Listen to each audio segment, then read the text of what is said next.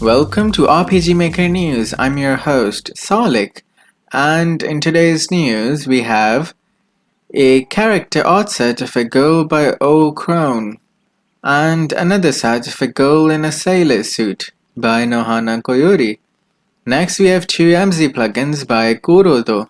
First plugin adds a login bonus system where a switch turns on after a set of period has passed. The second plugin adds ways to translate the game to a different language and provides an option in-game to switch to it. Next, we have a pack of 10 unique bow assets by Nexus, 30 science fiction backgrounds by Nambu Works, and lastly, a tileset of a fantasy pixel miner's cave by Clockwork Raven. That is all. Go back to game making now.